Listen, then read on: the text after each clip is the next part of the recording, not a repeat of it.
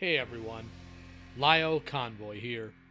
As promised, we're going to be diving into Deception of a Generation, a television special that aired in the 80s on a program called The Eagle's Nest. But before all of that, I feel it's important to set the stage just a little bit, especially for those of you that weren't around in the 80s. As such, this video will be giving some brief information about what was going on that led to this special. So sit back, relax, and let me give you a brief overview about the time period known as the Satanic Panic. It was the 80s. We were still in the Cold War with Russia. MTV showed up and actually played music, and the Reagan administration deregulated children's television. In short, that meant that people could market directly to kids for the first time in decades. This was a decade marked by radical changes to the American cultural landscape. Comics were getting edgier, political intrigue was literally the stuff of spy movies, and cartoons were coming out at an astonishing rate. And it's within all of this that it began, starting in daycare centers. Tales of ritualistic abuse done to children started coming out. And soon, there was a media frenzy about alleged occult groups that were abusing children, having virgin sacrifices, and generally just being at fault for literally everything. Even to the point that the police were getting training concerning occult symbols and other telltale signs of occult activity. Now, just to somewhat spoil this for all of you, most, if not all, of these accounts were complete lies, partial fabrications, or forcibly coerced. But that wasn't really known then. It's easy now to point and ask why people took this all at face value, but we do so with things at our disposal such as the internet.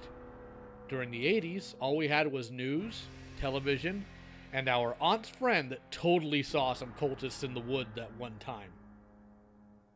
But one place the satanic panic hit the biggest was churches, where singers like Carmen benefited by playing up all the activity in his music, where people like Jack Chick would create mini comics warning you about the dangers of playing Dungeons and Dragons, which was a big target during all of this, by the way, and where other preachers or believers decided to cast blame via fear-mongering to things they didn't like or found strange. Things like children's cartoons. I'm a Christian myself, and I have very strong convictions and views concerning my faith. And one of those is to not blame Satan for every little thing. Part of that comes from hindsight and looking into this stuff, and part of that due to my own personal experiences. People in churches were hearing about all of this alleged devil worship on the news at the same time these cartoons were coming out. And without either the knowledge, or in some cases care, to actually look into the real reasons why everything was happening, they just assumed that correlation meant causation. This also wasn't a very small period of time, by the way. The Satanic Panic lasted from the beginning of the 80s to at least the mid-90s. Those of you that are into Pokemon may remember being told by preachers or classmates that Pokemon was of the devil. Every show was a threat. Every person on the staff of said shows was a pagan demoniac looking to ruin your children. I have to give a moment here to pause and address something, though. Even though these people were wrong about the cartoons and toys at the time, I'm less concerned with the info being wrong and more so with the fact that none of these people have recanted their accusations. And for the record, yes, this is a sin according to the Bible. The Ten Commandments itself states that you shouldn't bear false witness. And that's what these people absolutely did. I don't blame them for the desire to keep people safe. I blame them for not repenting about what they said concerning the people that worked on these properties. You have to understand, the events that happened here in this time still leaves marks to this day. This affected television, music, comics, and even social groups. It's one of the reasons why goth kids and metalheads are demonized to this day. It's not just because of their clothing choices or social awkwardness, but because these people were major targets back then. That kid that wore black, totally a Satanist. That one girl that wore dresses with lacy frills that was always sketching something in the back of the class, absolutely a witch that led her own personal coven.